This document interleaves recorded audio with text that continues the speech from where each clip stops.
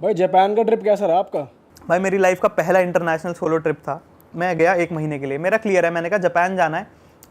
1 हफ्ते के लिए तो जाऊंगा नहीं, 15 दिन के लिए तो जाऊंगा नहीं, मैं जाऊंगा तो 1 महीने के लिए जाऊंगा। भाई वीज़ा अप्लाई किया था 15 दिन का, क्योंकि मेरा लास्ट टाइम वीज़ा हो गया था रिजेक्ट जापान का। मेरे को लास्ट ईयर जाना था जापान, मेरा हो गया वीज़ा रिजेक्ट। मेरे को लगा इस बार भी लगे ना लगे 15 दिन का अप्लाई करता हूँ। 15 दिन का अप्लाई किया, उन्होंने मेरे को 1 महीने का वीज़ा दिया। मैं कहा ठीक है भाई 1 महीना रहेंगे। ऐसा भी हो जाता है कि 15 दिन का अप्लाई करो, वो एक्स्ट्रा डेज का दे देंगे तुमको? हो सकता है कि वीज़ा अगर मैं 14 दिन का अप्लाई करता तो 15 दिन का मिलता, बट मैंने 15 दिन का अप्लाई किया, इसलिए उन्होंने मेरे को 30 डेज का दिया।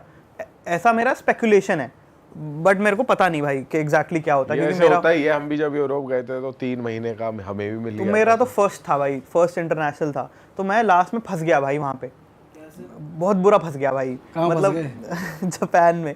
तो जापान में ना एक आइलैंड चेन है जिसको इजू आइलैंड बोला जाता है।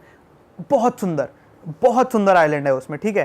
टोक्यो से मेन 340 या 350 किलोमीटर दूर है समुद्र में। बहुत छोटा आइलैंड है, और वो आइलैंड पे इतनी, आप फोटो यहाँ पर आप देखना, मैं दिखाऊंगा फोटो, यहाँ लगा भी देना। डबल वॉल्केनो है उस आइलैंड पे, ठीक है। और वो देखने में क्या सुंदर लगता है वो आइलैंड, मेरे को था बहुत सुंदर है, यहाँ जाएंगे। अब वहाँ जाने के लिए आपको 2 फेरी बदल के जाना पड़ता है, that is the only option. Tokyo से लगते हैं कुछ 14 या 16 घंटे टोक्यो से।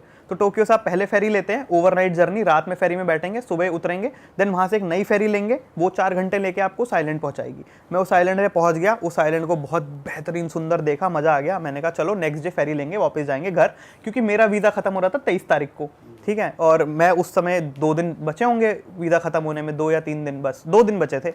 मैं कहा 23 को वीज़ा ख़त्म है, आज 21 तारीख है, कल लेंगे, वो चले जाएंगे भाई। सुबह हुई, मैंने आंटी को बोला जो वहाँ पे थी कि मैं जा रहा हूँ, मैं चेकआउट कर रहा हूँ, आप पैसे बता दो। उन्होंने कहा कहाँ जा रहे हो? मैं कहा वापस जा रहा हूँ। कह रही वापस कैसे जाओगे? मैं कहा फेरी से। फेरी तो आज चल नहीं रही। मैंने कहा वहाँ लिखा है वेबसाइट पे फेरी चलेगी, और मेरे को लग रहा है जापान है भाई, पक्के होंगे अपने वर्ड्स के ना, बट अब वेदर ऐसी है तो क्या करें। तो उन्होंने बोला नहीं, आज तो वेदर ख़राब हो गई है, फेरी कैंसिल हो चुकी है, फेरी तो चलेगी नहीं। फिर हम गूगल ट्रांसलेट पे बात कर रहे थे और कैसे बात करेंगे, तो वो मेरे को बोलती हैं कि तुम्हें इस आइलैंड के बारे में पता नहीं, ये आइलैंड ऐसी बीवी है तुम्हारी जो एक बार आओगे तो तुम्हें छोड़ के जाने नहीं देगी। और मेरे को डर लगना शुरू, मैं कहा मैं क्या करूं भाई। फिर मैं एक्सपायर हो रहा है 2 दिन में भाई, 2 दिन में। और मेरे को हो गया कि मेरा सपना है लंदन जाना, अगर मेरे पासपोर्ट पे कुछ भी इशू आ गया मैं तो फंस जाऊंगा बहुत बुरा। तो भाई मतलब फिर क्या हुआ, मैंने कहा आंटी ठीक है, मैं आंटी को छोड़ा, मैं बाहर गया, बाहर देखूं क्या है। भाई मेरे को हेलीकॉप्टर की आवाज़ आ रही थी पास से, मैं भागा आवाज़ को फॉलो करता हुआ जा रहा हूँ, बस कहाँ जाना है, भागा। मैं जैसे ही पहुँचा, हेलीकॉप्टर मेरे सामने उड़ गया, चले गया।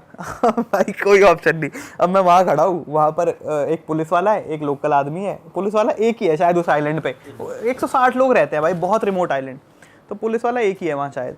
तो मैं पुलिस वाले को बताता हूँ अपना सिनेरियो कि सर मेरा वीज़ा ख़त्म हो रहा है, एनी हाउ मेरे को जाना है, मेरे को हेलीकॉप्टर में करवा दो, कल करवा दो, कैसे भी करवा दो। वो हंस गया भाई मेरे मुँह पे, तो कहता क्या प्रॉब्लम है, वीज़ा ख़त्म हो रहा है। मैं कहा भाई ये हंस क्यों रहा है, ये हाँ उसको लग रहा है फन चल रहा है। मैंने कहा भाई ये फन नहीं है, करवाओ कुछ भाई। तो उसने ना फिर हेलीकॉप्टर कंपनी का नंबर वहाँ होता है अवेलेबल, रिसेप्शन से लिया, आपको बुक करना होता है फ़ोन पे। अब मेरे पास ना जापानीज़ नंबर, ना मेरे को जापानीज़ आती है, तो उसने कॉल करके मेरे पता करा दिया। उसने बोला मैं शाम के 4 बजे, वैसे तो बुक चल रहा है सब कुछ, अगले 5 दिन तक हेलीकॉप्टर बुकड है, मैं फिर भी कॉल करके आपको शाम तक बता दूंगा, अगर कोई कैंसिल करेगा तो शायद आपको सीट मिल जाए। मैं कहा ठीक है, मैं शाम तक का वेट करता हूँ। भाई अब आइलैंड पे मेरे को रहना ही नहीं था उस दिन, मैं आइलैंड पे हूँ, अकेले फंसा हुआ हूँ, और शाम का इंतज़ार कर रहा हूँ। शाम हुई मगर पुलिस वाला आया नहीं, मेरे को लगा गेम ओवर हो गई मेरी भाई। फिर वहाँ पे एक लोकल आदमी था जिसको इंग्लिश आती थी वहाँ, उस वैसे टोक्यो में you will find plenty people speaking English. अब इतनी दूर गए हो तो वहाँ कौन इंग्लिश बोले, नहीं आती लोगों को इंग्लिश। तो एक आदमी को आती थी इंग्लिश, जिसको मैंने अपना दुखड़ा रोया कि भैया ये हो गया, मैं तो फंस गया हूँ बहुत बुरा। उसने कहा अपने इमिग्रेशन फ़ोन करो, अपनी एम्बेसी फ़ोन करो, करवाओ। मैंने कहा एम्बेसी में फ़ोन नहीं करना चाहता, दिक्कत हो जाएगी मेरे लिए, मेरे को नहीं करना है। तो मैंने कहा कल देखूंगा, अब होपफुली कल कुछ हो जाए। तो उसने बोला कि ऐसा करो, ऑफिस खुलता है हेलीकॉप्टर का सुबह 8 बजे, एक ही है वहाँ पे ना, एक छोटा सा जगह है, 8 बजे खुलेगा, आप आके सुबह लाइन में लगो, मेक श्योर के that you are first in the line. अगर किसी ने कैंसिल किया देन आपको ले जाएंगे।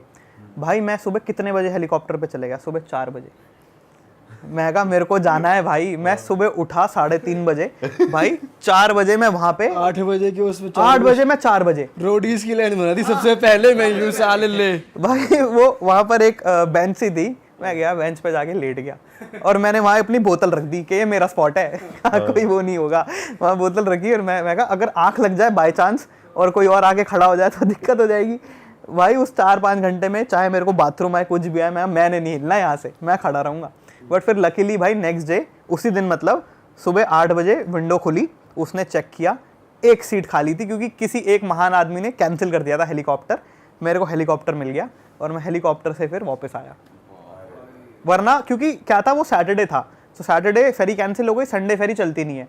मंडे फेरी लेता तो वो पहुंचाती मेरे को ट्यूसडे, खत्म था मेरा वीज़ा। भाई ये माहौल बड़ा इंटेंस होता है भाई कि ऐसा कुछ हो जाएगा ट्रिप पे, बिल्कुल, वो लेने के देने पड़ जाते हैं। फर्स्ट ट्रिप पे। और भाई कुछ जगह बता दो जापान में जो कि एकदम मस्ट विजिट है, जाना ही चाहिए घूमने अगर कोई जा रहा है। भाई हिरोशिमा नहीं गए आप? गया हिरोशिमा में। वहाँ क्या है मतलब कैसी वाइब है? वहाँ पे भी तो हुआ था एक बढ़िया। भाई वहाँ ना यार बहुत सैड लगा, मतलब बहुत। वहाँ आप जाओगे अगर हिरोशिमा म्यूजियम है वहाँ पे, एटॉमिक बॉम्ब म्यूजियम, वहाँ आप अगर म्यूजियम चले जाते हो ना, लोग आपको रोते हुए दिख जाए। मतलब आपने पिन ड्रॉप साइलेंस किसको बोलते हैं? हाँ। पिन गिरने की आवाज़ आ सकती है आपको। वहाँ इतना ज़्यादा साइलेंस था। मैं उस म्यूजियम से वॉक कर रहा हूँ, आप चलते हो, आपके कपड़े साथ में रगड़ते हैं कभी कभी, कपड़ों की आवाज़ आती है। वहाँ भाई कपड़ों की आवाज़ आ रही है, इतनी ज़्यादा साइलेंस। मतलब इतने लोग हैं, कोई कुछ नहीं बोल रहा क्योंकि वो बहुत हॉरिफिक था। और वहाँ पे कहते हैं कि जब अटैक हुआ, जब बॉम्ब फटा था, तो जो लोग वहाँ पे मरे थे तो उनकी शैडोज तक वहाँ बिल्कुल यही मैं बता रहा था। वहाँ पे म्यूजियम में उन्होंने लगाया हुआ एक पत्थर है जहाँ पे लोगों उसकी शैडो बनी रह गई जब वो बॉम्ब फटा, क्योंकि हीट इतनी इंटेंस थी। शैडो जमीन में बनी हुई है, पत्थर में चिप ऐसे रह गई, वैपोरेट हो गए भाई बंदे जब वो एपिसेंटर पे फटा तो। और म्यूजियम वहीं एपिसेंटर के पास बनाया गया। उधर एक बिल्डिंग है जो खड़ी रही, क्या है, एक डोम है, उसको एटॉमिक डोम बोला जाता है। वो मेमोरियल के तौर पे अब खड़ा है कि याद रहे ऐसा कुछ बुरा हुआ था। तो क्या है कि जो बॉम्ब फटा ना, तो वो उस डोम के ठीक ऊपर फटा, उस डोम से शायद 300 मीटर 400 मीटर फटा ऊपर। तो वो फटा, तो अब जब बॉम्ब फटा तो उसने फोर्स लगाई सब जगह बाहर, तो उसके आसपास का कुछ किलोमीटर, 2 किलोमीटर शायद 2.5 किलोमीटर का एरिया तो उड़ गया, मगर उस डोम पे फोर्स लगी डाउनवर्ड्स, तो धरती में। अब वो था स्ट्रॉन्ग, उनकी बिल्ड क्वालिटी होगी बढ़िया, तो डोम की छत वत सब उड़ गई, मगर डोम आज भी खड़ा है क्योंकि उसके ठीक ऊपर बॉम्ब फटा था। तो वो एक मेमोरियल के तौर पे आज वहाँ पर खड़ा हुआ है हिरोशिमा में। ओ, वैसे वहाँ पे लोग रहते क्योंकि कहते हैं कि जब ऐसा कोई अटैक होता है तो यूजुअली पॉपुलेशन वहाँ नहीं होती या नहीं, तो बहुत बड़ा शहर है, अब तो इतना नहीं है। बट क्या होता है एटॉमिक बॉम्ब का, एक तो इंस्टेंट इफेक्ट होता है, एक होता है कि वो आपकी जीन्स के साथ कुछ कर देता है तो उसके बाद आपकी जनरेशन इफेक्ट हो जाती है। तो काफ़ी बार लोग जो पैदा हुए वो बहुत ज़्यादा फिजिकली चैलेंज पैदा हुए उसके बाद। तो वो तो है वहाँ पे, म्यूजियम के अंदर भी दिखाया गया है। अभी बिल्कुल नॉर्मल सिटी है, you can not even tell यहाँ कभी कुछ हुआ था। भाई म्यूजियम में और क्या क्या दिखाया गया अगर आप बता सकते हो? यार जो तस्वीरें थी ना वहाँ पर, तस्वीरें आपको हॉन्ट कर देती हैं। बच्चों के कपड़े थे, बच्चों के कपड़े, फटे हुए कपड़े, थोड़े थोड़े जले हुए, वो सब था। वो शैडो वाली चीज़ मैंने बताई आपको, तो बहुत खतरनाक था, बहुत ज़्यादा खतरनाक था। बट वैसे जापान ओवरऑल मज़ा आया घूम के, या इंडिया में मज़ा आता है घूम के? नहीं, जापान में बोलूँ मैं। जापान की क्या यूनिक चीज़ें थी वहाँ? हमने सुना है वो पॉन वाले बार्स भी हैं, ऐसा कुछ सीढ़ी हाँ, भी तो देते हैं एशिया का जो लार्जेस्ट रेड लाइट डिस्ट्रिक्ट है वो टोक्यो में है, एशिया का लार्जेस्ट। अब वहाँ पे खाली थाईलैंड में नहीं है? आई थिंक टोक्यो के अंदर है।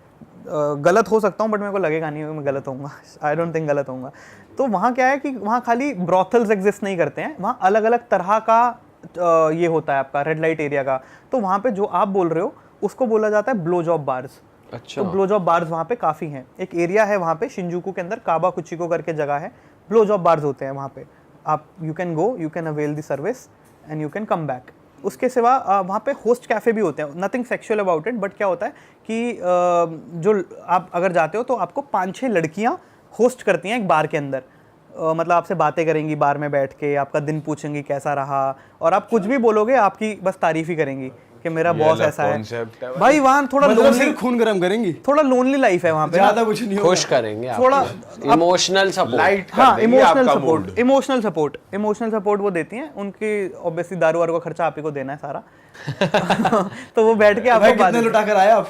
मैं नहीं गया भाई। तो आपको क्या है ना, उनको शायद फील होता हो कि हमें कोई बात करने वाला चाहिए, तो वो है। एक तो ये हो गया। एक मसल बार भी वहाँ पे होता है। वहाँ पे क्या है भाई, लड़कियाँ होती हैं बड़े बड़े डोलों वाली, और वहाँ लोग जाके चाटे खाते हैं। हाँ, ये रील पे देखा है मैंने। ये भी बड़ा कूल है। बट अगेन दिस सोपलैंड आप पूछ रहे थे, सोपलैंड का कॉन्सेप्ट क्या होता है, ये एक तरह का ब्रॉथल ही होता है, क्योंकि वहाँ पे प्रोस्टिट्यूशन तो इलीगल है।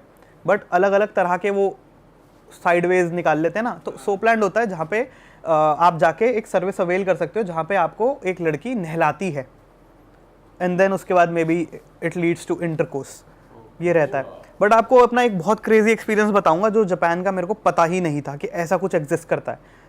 दिमाग ब्लो हो गया भाई मेरा, ठीक है। मैं ये हो गई टोक्यो की बात, मैं था ओसाका में।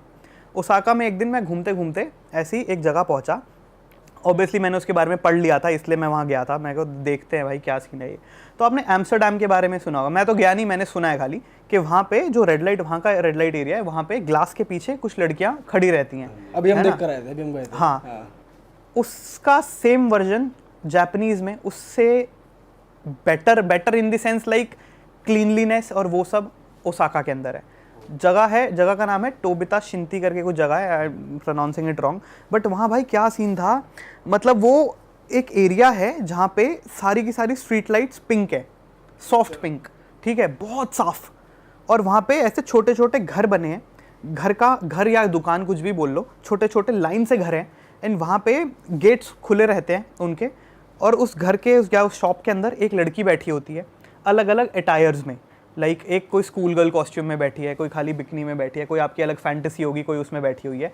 एक जवान लड़की होती है, यंग काफ़ी, एंड एक मामा सान बोलते हैं, एक बूढ़ी औरत होती है, बूढ़ी नहीं, एक एजड औरत होती है वहाँ पे, बस दैट इज़ इट। तो आप उस स्ट्रीट से वॉक करते हो, आप लिटरली वहाँ पे उस रेड लाइट एरिया में घूमते हो, यू आर लुकिंग कि आपको अगर इंटरकोर्स करना है तो आप किसके साथ करोगे, like you are walking and you are just looking everything वाला ही हो गया सेम। हाँ, बट यहाँ ग्लास भी नहीं है, लड़कियाँ बस बैठी हैं और वो आपको हाय बोलेंगी, बुलाएंगी ऐसा।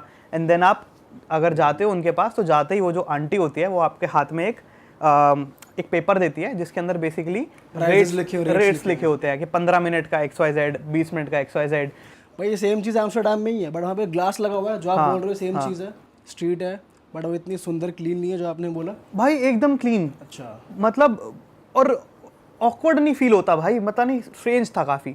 तो वहाँ लोकल लोग काफ़ी घूम रहे थे? लोकल ही थे मोस्टली सारे, क्योंकि टूरिस्ट तो बहुत कम जाते हैं ऐसी जगहों पे, तो वो था भाई थोड़ा सा। टोक्यो में थे टूरिस्ट बहुत सारे? टोक्यो में तो बहुत टूरिस्ट, भाई टोक्यो मैंने सुना गाड़ियों का कलेक्शन बहुत ज़्यादा, बहुत ज़्यादा, हाँ बहुत ज़्यादा कल्चर है भाई वहाँ पे ना। मैं नहीं कर पाया यार, मेरा इंटरनेशनल ड्राइविंग लाइसेंस वहाँ काम नहीं किया, मेरे को लगा कि चलेगा, नहीं हुआ साला, वरना मैं प्लान था वहाँ ना ड्राइव करने का कुछ तो बढ़िया गाड़ी। दिखती है एग्जॉटिक कार जैसे कि मूवीज में भी हम देखते हैं। शिबुया करके एक जगह है, वहाँ मैंने देखी। बाकी कहते हैं योकोहामा टोक्यो के पास में, जैसे दिल्ली नोएडा हो गया ना, वैसा ही कॉन्सेप्ट कुछ समझ लो। योकोहामा पास में एक शहर है टोक्यो के, तो वहाँ पर ज़्यादा कल्चर है गाड़ियों का, लोग फुल वो करके टोक्यो ड्रिफ्ट वाली फील। मॉडिफाई हाँ, अंडरग्राउंड मीट्स भी होती है भाई वहाँ पे ना, मैं नहीं अटेंड कर पाया बट होती हैं, क्योंकि अगेन आपको गाड़ी चाहिए, मैं गाड़ी तो अब रेंट ही नहीं कर पा रहा, मैं तो क्या करूँगा।